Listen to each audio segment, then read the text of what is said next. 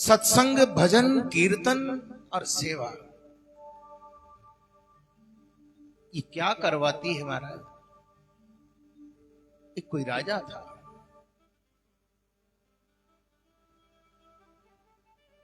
हरिश्चंद्र नाम था उसका। ये दूजा है, वो सत्यवादी के लिए नहीं कह रहा मैं।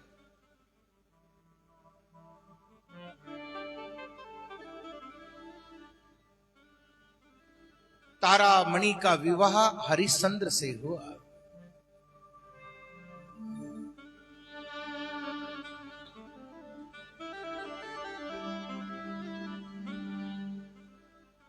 लेकिन महाराज ये हरिश्चंद्र जो राजा था, ये न भक्ति भाव जानता न संत सेवा करता था।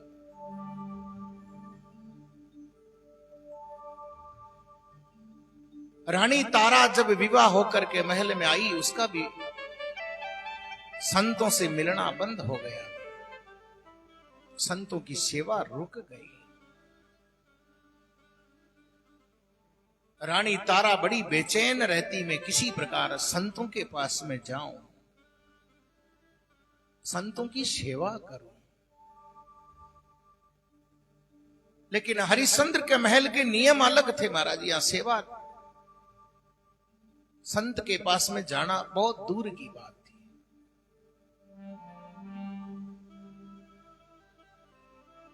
रानी ने अपनी दासी को कहा कि आसपास में कहीं संत आए,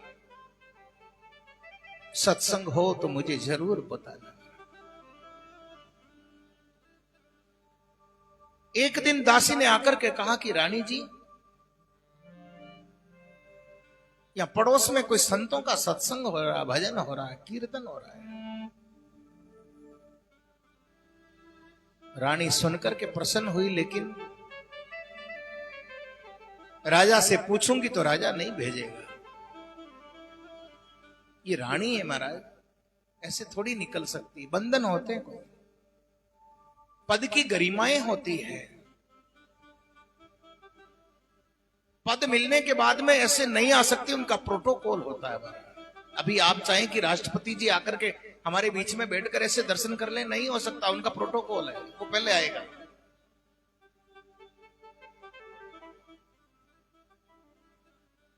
होता है इन लोगों को जिनको सुरक्षा दी जाती है, जेड सुरक्षा, वाई सुरक्षा, अलग अलग सुरक्षाएं प्रदान की जाती है सरकार की ओर से।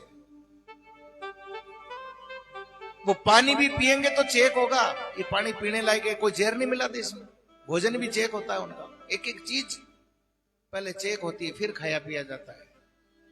वो जहां जाएंगे वो पूरी जगह सिक्योर करेंगे पहले, भाई कोई बम नहीं रख दिया है, कोई और गतिविधि नहीं है, कोई इधर उधर से मार नहीं दे, कोई पत्थर नहीं फेंक दे, कोई कितनी दूर से गोली चला सकता है, इतनी दूर तक पूरा एरिया सिक्योर कर दिया जाता है।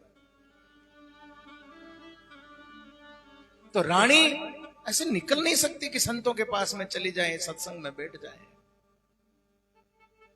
लेकिन रानी का ऐसा भाव हो रहा, मैं जाऊं, ये बंधन क्यों?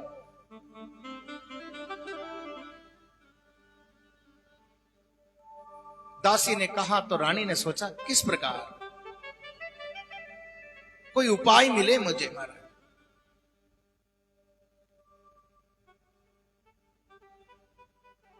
और जैसे ही राजा हरिश्चंद्र आया महल में महाराज, रानी इंतजार कर रही थी। राजा थोड़ी देर बातचीत करी, सो गया। अब रानी को पता था कि वहां पर सत्संग चल रहा है। राजा सो गया। थोड़ी देर में महाराज दिन भर का थका हारा था, खर्राटे लेने लगा।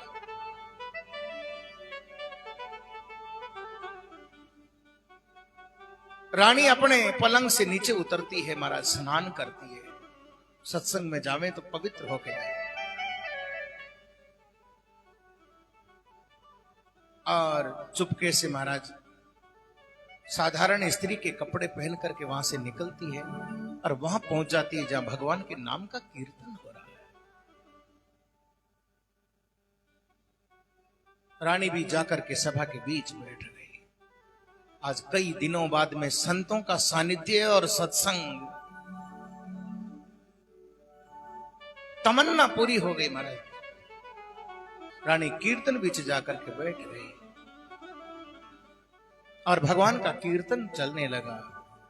राम नारायणं जानकी वल्लभं, राम नारायणं जानकी वल्लभं, अच्युतं केशवं कृष्ण दामोदरं, राम नारायणं जानकी वल्लभं। और कीर्तन बीच रानी बैठी रही महाराज, घड़ी दो घड़ी कीर्तन चला।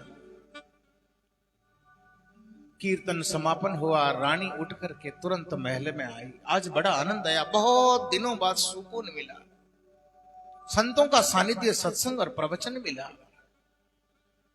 रानी महल में आई तो देखा राजा अभी भी सोया हुआ है।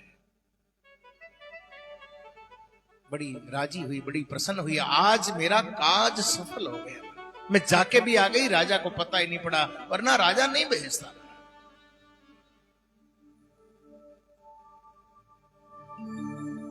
रात्रि में अब रानी सो गई। दूसरे दिन फिर दिन हुआ, फिर सवेरा हुआ, दिन भर के काज हुए।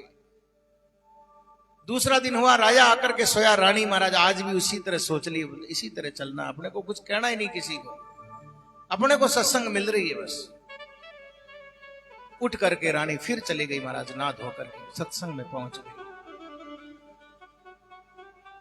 और लोगों को भी पता पड़ने लगा, भले ये रानी है लेकिन संतों से प्रेम करती है, सत्संग से प्रेम करती है, नाम कीर्तन करती है, भजन करती है। जाकर के महाराज सभा बीच बैठती, वापस उठ करके आ जाती। 2 4 5 दिन हो गए महाराज, पता नहीं पड़ा राजा। रानी कीर्तन विच जाकर के बैठ जाती है। एक दिन राजा की जाग हो गई, खुल गई नींद। राजा ने देखा रानी पलंग पर नहीं है। राजा बैठा हो गया बिस्तर पर। राजा ने सोचा कहां गई है, आ जाएगी थोड़ी देर में। 5-10 मिनट हुई, रानी तो कीर्तन बीच बैठी है महाराज।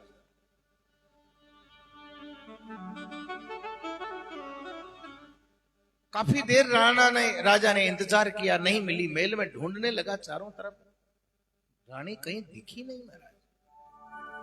अब राजा के मन में कई प्रकार के ख्याल आते ही हैं। ये जे आज गई है तो रोज जाती है, इसका मतलब मेरे सोने का ये फायदा उठाती है। ये कहां गई होगी, राजा को छोड़ करके किसके पास में जा रही होगी, पता नहीं क्या क्या ख्याल आए हैं। भले बुरे सब ख्याल आते हैं। नहीं मिलने से ख्याल आए। सवेरे 4 बजे राजा बड़ा बेचैन हो रहा, ये कहां गई आज तो टेलीफोन ही लगा दे महाराज। अब तो स्विच ऑफ आ जावे, पर वो तो टेलीफोन ही कहां, उस समय तो साधन नहीं थे। रानी आई, राजा चुपके से सो गया, बोला कुछ नहीं महाराज। बोलने पे बात नहीं होती। राजा कुछ भी नहीं बोला, आकर के रानी भी सो गई। रानी ने सोचा आज भी पता नहीं पड़ा, लेकिन राजा को पता पड़ गया। दूसरा दिन हुआ, राजा आया और महाराज पलंग पे जल्दी आके सो गया। आज रानी को बोला कुछ नहीं, और सोया नहीं है, आंखें बंद कर ली, सोने का नाटक कर रहा आज राजा। थोड़ी देर हुई, रानी ने स्नान किया। राजा ने सोचा ये रात्रि को स्नान क्यों कर रही है, आदमी नहावे का तो सुबह के शाम का, महाराज रात्रि को स्नान कर रही है। थोड़ी देर हुई, रानी के वस्त्र छोड़ करके साधारण स्त्री के कपड़े पहने, क्यों वहां रानी बन के नहीं जा सकती।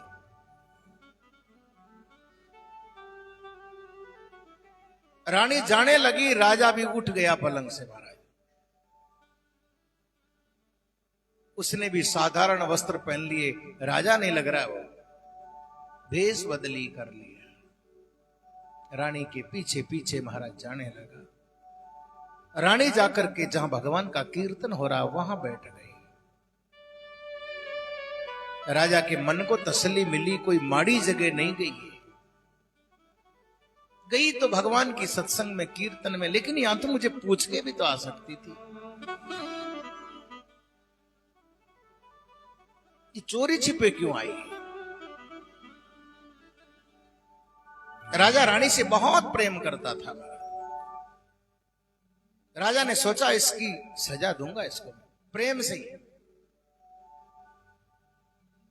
राजा ने महाराज रानी की जो खड़ाऊ खुल रही थी, बाहर खुलती है सबकी मंदिर के,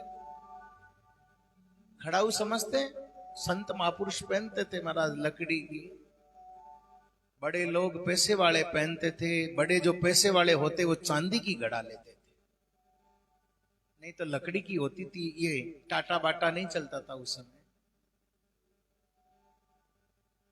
या तो चमड़े की जूती पहनो, और चमड़ा जो नहीं पहनता वो लकड़ी की खड़ाऊ पहनो।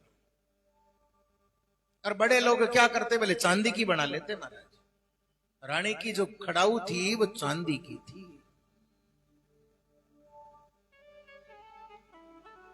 राजा ने रानी को सजा देने के वास्ते एक खड़ाऊ उठाई और अपने कपड़ों में छुपाई और महल में आ गया। रानी आएगी तो पूछूंगा तेरी ये खड़ाऊ कहां है। राजा ने लाकर के अलमारी में रखी, ऊपर से ताला लगाया, चाबी तकिए के नीचे रखी, आराम से सो गया। नींद तो राजा को नहीं आ रही है, लेकिन लंबा हो गया, विश्राम अवस्था में। घड़ी दो घड़ी हुई, कीर्तन पूरा हुआ, रानी घर जाने को हुई तो महाराज बाहर जाके देखे तो खड़ाऊ नहीं है। रानी को चिंता हो गई, जे राजा पूछेगा तो क्या जवाब दूंगी, आज मेरी सत्संग छूट जाएगी, पकड़ी जाऊंगी। रानी चिंतित हुई, दुखी हुई, व्याकुल हुई, रोने लगी। सारी संगत ने कहा रे भले ये रानी है, लेकिन ये परमात्मा नाल प्यार करने वाली है, कि भगवान से प्रेम करती है, भजन करती है, भगवान से विनती करते हैं, महाराज सत्संग का फल इसे भी दे दो।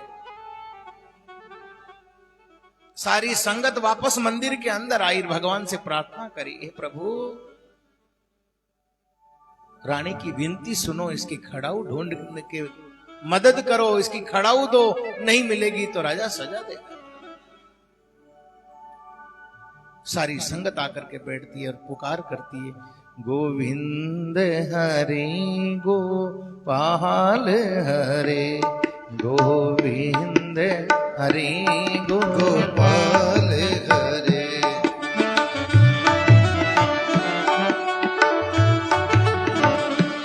गोविंद हरे गोपाल हरे, गोविंद हरे गोपाल हरे।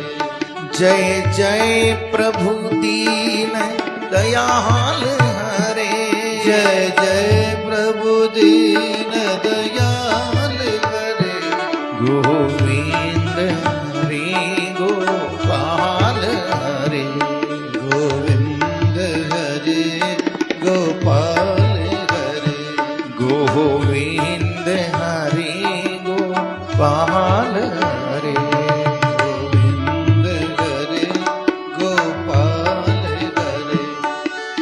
और कीर्तन करते करते क्या देखते हैं, मैले रानी की एक खड़ाऊ के पास में दूसरी खड़ाऊ और आ गई।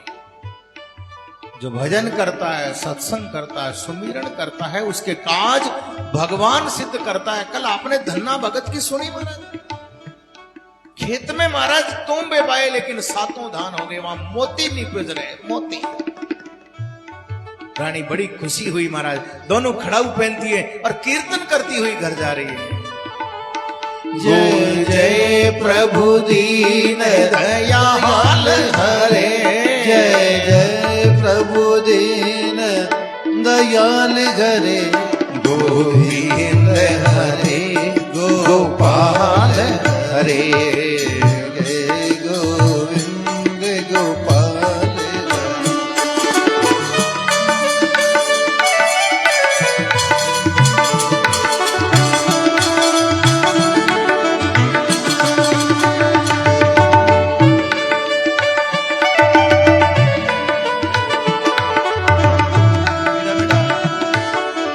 अब रानी जैसे ही महाराज महल में प्रवेश करी, क्या देखती है? बोले राजा महाराज पलंग पे बैठा हो गया है।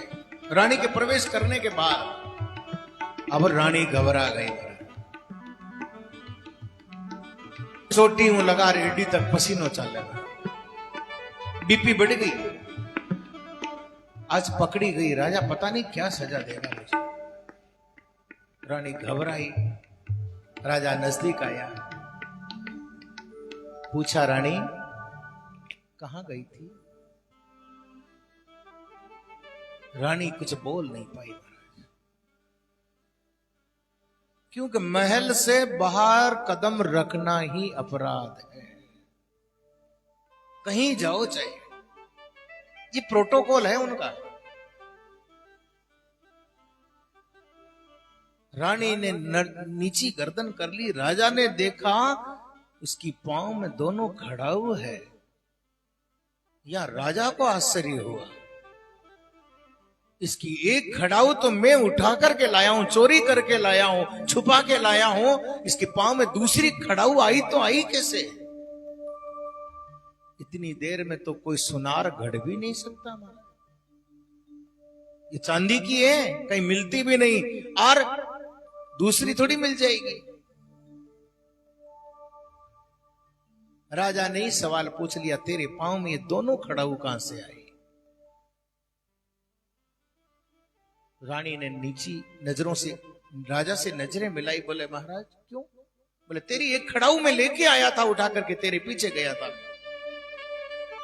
रानी ने सोचा रही तो पूरी पोल खुल गई। रानी की आंखों में आंसू आ गए। हे प्रभु, आप खड़ाऊ क्यों लाए थे? बोले तुझे सजा देने के लिए, बिना पूछे क्यों गई?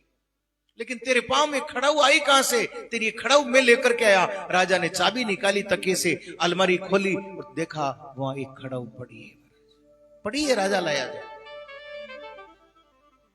ये तेरे पांव में तीसरी खड़ाऊ कैसे हुई? रानी रोने लगी, कहने लगी प्रभु मैं तो सोचती थी जो भक्ति करता है उसके काज भगवान सिद्ध करता है। आज यकीन आ गया, मैं भक्ति करती हूं, मेरा काम भगवान सिद्ध करता है। जो कीर्तन बीच बैठता है, संतों की सेवा करता है, उसके काज भगवान सिद्ध करता है। सेन